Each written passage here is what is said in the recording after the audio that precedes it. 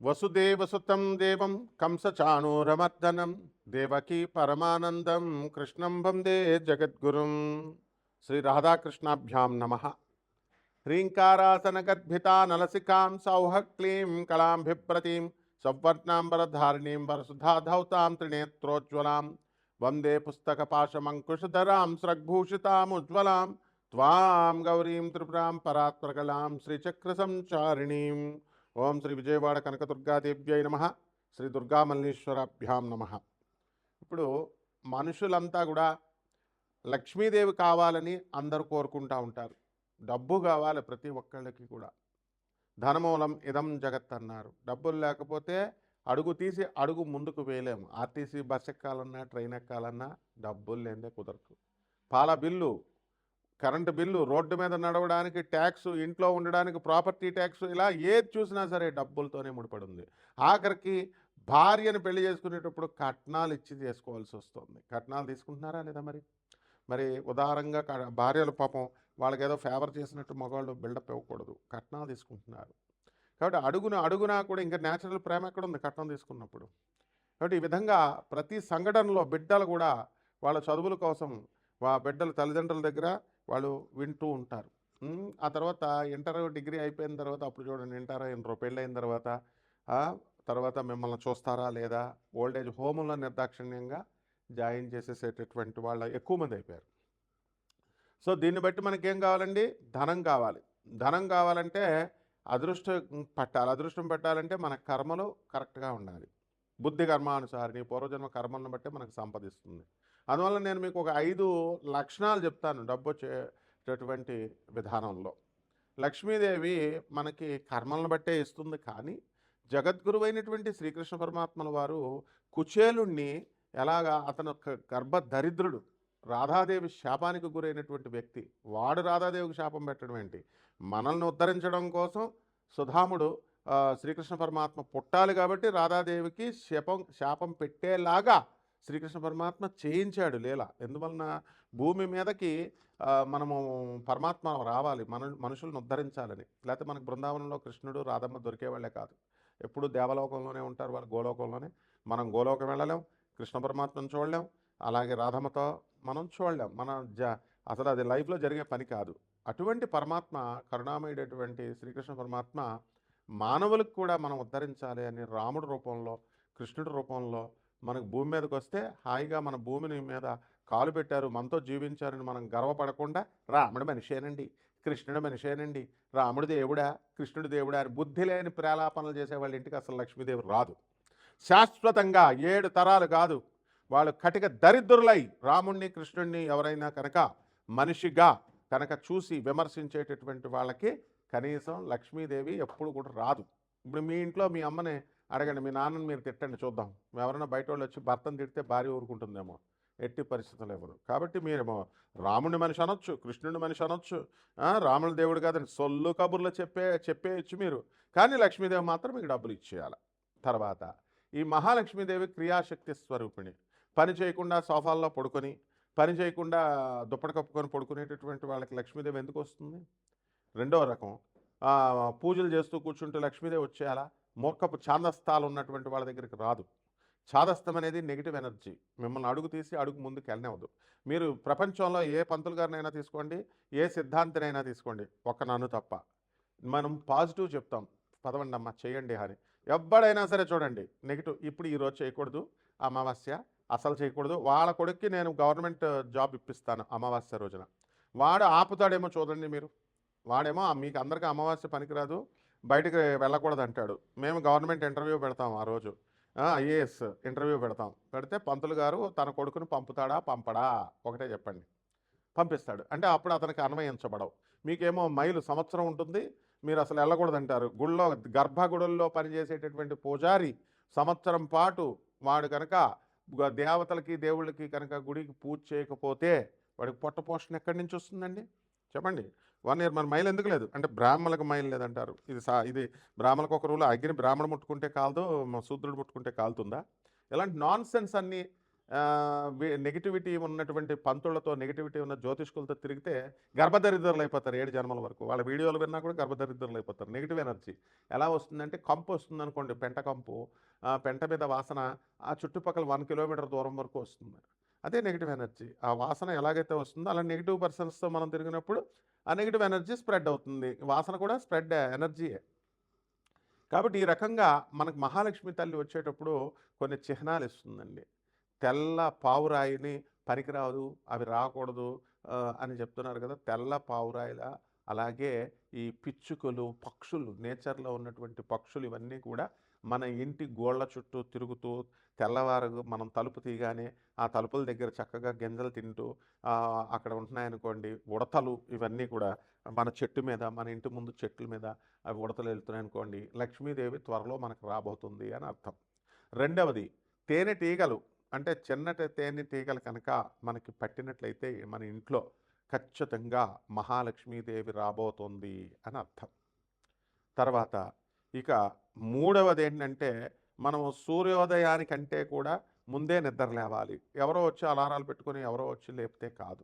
మనంతకు మనకే మెలకువ రావాలి. బ్రహ్మ ముహూర్తంలో మెలకువ రావాలి. ముహూర్తం వచ్చిన తర్వాత యూట్యూబ్లు మనం ఇది చేస్తున్నాం, వాట్సాప్లు పట్టుకొని గుడ్ మార్నింగ్, ఓం నమ శివాయ అంటూ మనం వీడియో తెలిసిన వాళ్ళకి మనం వాట్సాప్ మెసేజ్లు పెడతా ఉంటాం. ముసలాళ్ళు అయిపోయిన తర్వాత ఏమవుతుందండి, ఇంకెవరు ఉండరు కాబట్టి ఓం నమ శివాయ, ఓం నమో నారాయణాయ అని పెడతాం. అదే వయసులో ఉన్న వాళ్ళంతా ఏం చేస్తున్నారండి, ఫస్ట్ ఫోన్ కాళ్ళు, లేకపోతే ఫస్ట్ వాట్సాప్లు ఇవన్నీ కూడా ఫ్రెండ్స్కి, బాయ్ ఫ్రెండ్స్కి, గర్ల్ ఫ్రెండ్స్కి, వీళ్ళకి పెట్టుకుంటారు. వీళ్ళకి వీళ్ళు మామూలు మనుషులయ్యా. రాధాకృష్ణులకు పెట్టుకోండి, రాధాకృష్ణుల స్మరణ చేయండి, బాబానాం కేవలం అని స్మరణ చేయండి, మీకు మహాలక్ష్మి వస్తుంది. ఎవరైతే వాట్సాప్ల్లో లేవగానే మానవులకి వాట్సాప్ల్లో ఈ గురువులకు కాకుండా లవర్స్కి ఎవరైతే పెట్టుకుంటూ ఉంటారో వాళ్ళ నెగిటివ్ వైబ్రేషన్స్ మీకు వచ్చేస్తాయి. వాళ్ళు మామూలు మనుషులు కాబట్టి. గురువు మనిషి కాదు. గురువు అంటే వివేకానందుడు, ప్రభాత్ రంజన్ సర్కార్, ఆనందమూర్తి గారు, ఆనంద మార్గాశ్రమం స్థాపించిన ఆయన. అలాగే రామకృష్ణ పరమహంస, రమణ మహర్షుల వారు, వీళ్ళ ప్రవచనాలు వినాలి. అలాగే యూట్యూబ్లో ఉన్నటువంటి మిడిమిడి జ్ఞానం ఉన్నటువంటి వాళ్ళు చెప్పేటటువంటి ప్రవచనాలు కనుక వింటే లక్ష్మీదేవి దూరంగా పారిపోద్ది అనమాట. 7 తరాల వరకు రాదు. దీపం దేవుడేపు తిరగ పెట్టాలా, దేవుడేపు నీ వైపు తిరగ పెట్టకూడదా, వాస్తు ఈశాన్యంలో మూల చీపు పుల్ల కూడా పెట్టకూడదా, ఇలాంటి చెత్త అంతా వింటే లక్ష్మీదేవి ఎగిరిపోద్ది. ఇంటర్వ్యూలో మేము అడగం వాళ్ళ పిల్లల్ని, తోలు తీసేసి క్వశ్చన్స్ అడుగుతాం. చెప్పరా లా ఆఫ్ థర్మోడైనమిక్స్ చెప్పు, what is the 0th law of thermodynamics. ఏమో వాళ్ళ పిల్లలకు నేర్పిస్తాడు, మీకేమో చాదస్తాలు నేర్పిస్తారు. కాబట్టి బీ కేర్ఫుల్. అలాగే పాలు అమ్మేటటువంటి వాళ్ళు మనకి చక్కగా ఎదురొచ్చిన, మనకి శవము కనబడిన, అలాగే తెల్ల గువ్వపిట్ట మనకి కనబడిన, మన ఇంట్లోకి వచ్చిన, ఇవన్నీ కూడా మహాలక్ష్మి సంకేతాలు. నుదుట ఒక చక్కగా కుంకుమ పెట్టుకొని పుణ్యస్త్రీలాగా వచ్చినా సరే వాళ్ళు మన ఇంటికి వచ్చినాళ్ళు, మన మహాలక్ష్మి తల్లి త్వరలో వస్తుందని. ఇలా మహాలక్ష్మీదేవి రావాలి అంటే నిత్యము దైవతార్చన ఇంట్లో చేయాలి. ప్రతిరోజు కూడా దీపారాధన చేయాలి. చేయకుండా మీరు దీపారాధన నూనె అయిపోతుందని చెప్పేసి ఎలక్ట్రిక్ బల్బులు వెలిగిస్తున్నారు, క్రిస్టియన్స్ వెలిగిస్తున్నట్టు. లక్ష్మీదేవి ఉండదండి. తిలలో నువ్వుల నూనెతో చేసినప్పుడు మాత్రమే మహాలక్ష్మి ఉంటుందన్నమాట. అలాగే పుష్పాలు, పువ్వులు పెట్టాలి. పత్రం, పుష్పం, ఫలం, తోయం, నైవేద్యాలు లోపలో మనం వండి పెట్టక్కర్లేదు, బెల్లం మొక్క పెట్టచ్చు. అసలు మెయిన్గా చాదస్తం ఉన్న చోట లక్ష్మీ తల్లి ఉండదు. ఎవరైతే మూఢనమ్మకాలు, మూఢ చాదస్తాలు పట్టుకుంటారో వాళ్ళ ఇంట్లో దరిద్ర దేవత తిష్ట వేసుకుంటుంది. అంతేగాని ఎగ్జాంపుల్ చెప్తాను. ఇప్పుడు మీరు దుమ్ము దులుపుతున్నారు, ఇల్లంతా దుమ్ము దులుపుతున్నారు, మరి నీ మనసులో ఉన్న దుమ్ము దులపాలి కదమ్మా. నీ మనసులో ఈర్ష్య, అసూయ, రాగద్వేషాలు ఇవన్నీ ఉన్నాయి కదా. అందువల్ల ఎవరైతే మనకి మీ వ్యక్తిగత జాతకాలు ఈ లక్ష్మీదేవి సంకేతాలతో మీ ద్వాదశ రాశుల వారికి కూడా ఏ విధంగా జరగబోతోంది అనేది నేను చెప్తాను జ్యోతిషానికి అన్వయించి. అయితే మీకు నాన్ కమర్షియల్ ఆస్పెక్ట్తో మేము ఈ జ్యోతిషాలు చెప్తున్నాం కాబట్టి మీరు ఎవరికైనా మీ పర్సనల్ చార్ట్ ఉంటేనే తెలిస్తేనే మీకు లక్ష్మి వస్తుందా, పోతుందా, దరిద్రం పట్టుకోబోతుందా, పట్టుకోవట్లేదా, ఉద్యోగం ఉంటుందా, ఊడిపోతుందా, ఇవన్నీ చెప్పగలుగుతాం. నాసా రిపోర్ట్స్తో లైవ్ రిపోర్ట్స్ని బట్టి చూసి చెప్తాం. అమెరికాలో మాది headquarters office, North Carolina, Charlotte. అందువలన అక్కడ మీరు వాట్సాప్లో పెడితే మేము నాన్ కమర్షియల్తో చెప్తాం కాబట్టి మీకు ఏ ప్రాబ్లం లేదు. మేము డౌట్స్ క్లియర్ చేస్తాం. ఒరిజినల్గా ప్రిసైజ్గా ఇవన్నీ వస్తాయి. కాబట్టి జాగ్రత్తగా మీరు మమ్మల్ని సంప్రదించవచ్చు. ఇప్పుడు ద్వాదశ రాశుల వారికి జ్యోతిష్పరంగా 2026 సంవత్సరంలో లక్ష్మీదేవి యొక్క సంకేతాలతో లక్ష్మీదేవి ఏ విధంగా ఉంటుంది, మనకి ఆశీర్వదిస్తుందా లేదా ఈ వీడియోలో చెప్పుకుందాం. మకర రాశి. ఈ మకర రాశి వారికి అందరికీ కూడా మీకు పాములు కళ్ళలోకి వస్తాయి. పాములు కళ్ళలోకి కాదు, నిజంగానే ఇంటికి పాములు జర్రులు వస్తాయి. అప్పుడు వచ్చినప్పుడు మాత్రమే మీకు మహాలక్ష్మి తల్లి యొక్క అనుగ్రహం కలిగింది అని సింబల్ అనమాట. అలాగే గోవులు కూడా అనేక రకాలైన ఆవులు ఉన్నాయి, అనేక చోట్ల తిరుగుతూ ఉంటాయి. అయితే ఈ ఆవులు ఈసారి మీ ఇంటి దగ్గరకు వచ్చి ఉండడం అనేటటువంటివి జరిగితే మీరు మేత పెట్టమని నిలబడతాయి. ఇది మహాలక్ష్మి తల్లి మీకు వచ్చిందని సింబల్ అనమాట. కాబట్టి ఈ రాశి వారికి అందరికీ కూడా మనం ఏం చేయాలండి? ఈ యొక్క మకర రాశి వారికి అంటే భార్యాభర్తల మధ్య కొట్లాటలు జరుగుతున్నాయి. కోర్టు సమస్యలు అధికంగా ఉన్నాయి మకర రాశి వారికి. భార్యాభర్తల మధ్య అన్యోన్యత తగ్గిపోయింది, నమ్మకం తగ్గిపోయింది, ఇష్టత తగ్గిపోయింది. కాబట్టి ఇంకా ఎంత చేసినా సరే వాళ్ళకి ఎవరు చెప్పినా సరే ఎవరు వినకుండా మూర్ఖంగా అన్నీ మాకే తెలుసు అన్నట్టు బిల్డప్లు ఇస్తూ ఉంటారు కొంతమంది. అటువంటి వాళ్ళ జీవితం పాడు చేసుకోవడం తప్ప వేరే ఇది లేదు. అందుకనే దాన్ని బట్టే బుద్ధి కర్మానుసారిణి అన్నారు. బుద్ధి కర్మను బట్టే ఉంటుందన్నమాట. అదేవిధంగా ఈ రాశి వారికి అందరికీ కూడా మనకి అనేకమైనటువంటి కొత్త కొత్త ఆలోచనలు వస్తాయి. ఇల్లు కట్టాలా, స్థలాలు కొనాలా, ఇట్లా.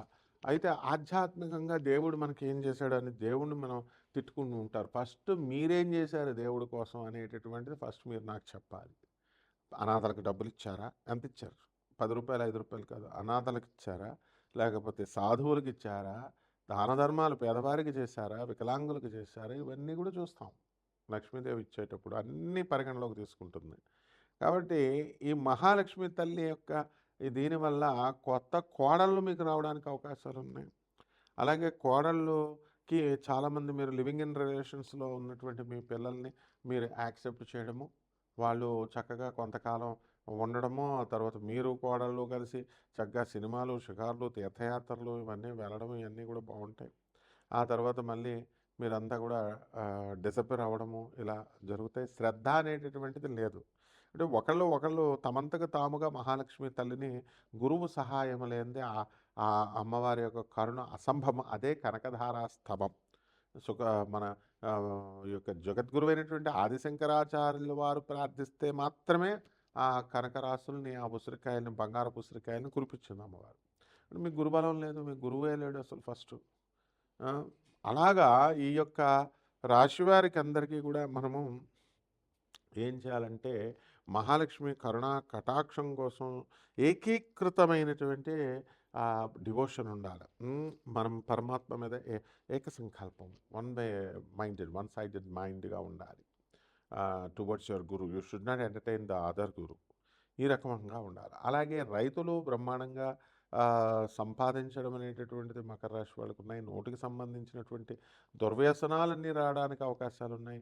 రాహు కుంభరాశిలో ఉన్నాడు కాబట్టి కఠినంగా మాట్లాడటము ఇలాంటివన్నీ కూడా జరుగుతాయి. శని వక్రించి మరి ఈ యొక్క మీనరాశిలో ఉన్నటువంటి కారణంగా మీ సోదరులతో, సిస్టర్స్తో దెబ్బలాటలు ఇలాంటివన్నీ జరుగుతాయి. ఎప్పుడు మీ ద్వారా సహాయం పొంది వాళ్ళు డెవలప్ అయిన తర్వాత మీకు కనీసం కృతజ్ఞతగా వాళ్ళు ఏది థ్యాంక్స్ కూడా చెప్పకుండా మీ పైన శత్రుత్వం పెట్టుకోవడం, మీ గురించి దుష్ప్రచారాలు చేయడం ఇలాంటివన్నీ కూడా జరుగుతాయి. ఇంకా అన్నీ ఏం తెలుసుకోవాలంటే మీరు మాకు కాల్ చేయండి. ఇక పరిహారాల దగ్గరికి వచ్చేసరికి ఈ యొక్క మకర రాశి వారికి మనము జమ్మి చెట్టు చుట్టూ ప్రదక్షిణాలు చేయండి, జమ్మి చెట్టుకు పూజ చేయండి, బెజవాడ వెళ్ళి కనకదుర్గమ్మ తల్లి యొక్క దర్శనాన్ని తీసుకోండి. చక్కగా దర్శనాన్ని, అమ్మవారి యొక్క పూజలు పునస్కారాలు చేసుకోవడం ద్వారా బ్రహ్మాండంగా ఉంటుంది. శుభమస్తు.